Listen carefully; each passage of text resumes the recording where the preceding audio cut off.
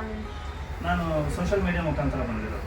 ತಗೋಬೇಕು ಅಂತ ಅನ್ಕೊಂಡ್ರಿ, ಏನ್ ಫೆಸಿಲಿಟೀಸ್ ಇಷ್ಟ ಆಯ್ತು ಅಥವಾ ವೆರೈಟೀಸ್ ಇಷ್ಟ ಆಯ್ತಾ? ಇವ್ರದ್ದು ಆ್ಯಕ್ಚುಲಿ ಭಾಳ ಹಳೆ ಕಂಪನಿ ಅಂತ ಗೊತ್ತಾಯಿತು, ತುಂಬ ಹಳೆ ಕಂಪನಿ ಅಂತ. ಸಿನ್ಸ್ 1972 ಇವರು ರನ್ ಮಾಡ್ತಾ ಇದ್ದಾರೆ. ಸೊ ಅವ್ರದ್ದೇ ಒಂದು ಬ್ರ್ಯಾಂಡ್ ಮಾಡ್ಕೊಂಡಿದ್ದಾರೆ, ಕ್ರೌನ್ ಅಂತ. ಸೊ ಈಗ ನಿಮಗೆ ಒಂದು ಬ್ರ್ಯಾಂಡ್ ಟಿ ವಿಯಲ್ಲಿ ಏನೇನು ಸಿಗುತ್ತೋ ಅದೆಲ್ಲ ಒಂದು ಕ್ರೌನ್ ಕಂಪನಿಯಲ್ಲಿ ಸಿಗ್ತಾ ಇದೆ ಅವರ ಬ್ರ್ಯಾಂಡಲ್ಲಿ.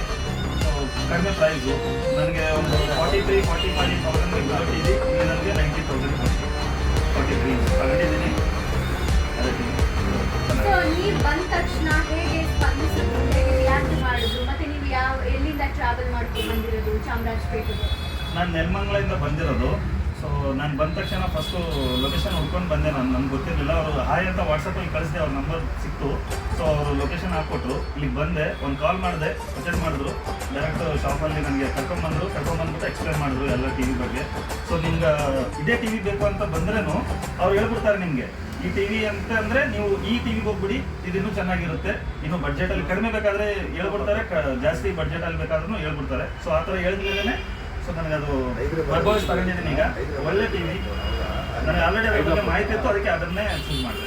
ಸೊ ಆಫರ್ಸ್ ಎಲ್ಲ ಇಷ್ಟ ಆಯ್ತಾ? ಅದೆಲ್ಲ ನೋಡಿ ಬಂದಿದ್ದ ತುಂಬ ಇಷ್ಟ ಆಯಿತು ಆಫರ್ಸು. ನಿಜವಾಗ್ಲೂ ಹೇಳ್ಬೇಕಾದ್ರೆ ನಾನು ಈ ಥರ ಇರುತ್ತೆ ಅಂದ್ಕೊಂಡಿಲ್ಲ. ನಾನು ಇಷ್ಟು ಮುಂಚೆನೂ ತಗೊಳ್ಳೋಣ ಅಂತ ಬೇರೆ ಟಿ ವಿಗಳ ಶಾಪಲ್ಲೇ ಹೋಗಿದ್ದೀನಿ. ಸೊ ಇಲ್ಲಿಗೆ ಬಂದಮೇಲೆ ಮಾತ್ರ ಖಂಡಿತ ತಗೊಂಡೇ ಬಿಡೋಣ ಅಂತೇಳಿ ತಗೊಂಡ್ಬಿಟ್ಟೆ, ಫಿಕ್ಸ್ ಆಗಿಬಿಟ್ಟೆ. Thank you Anand.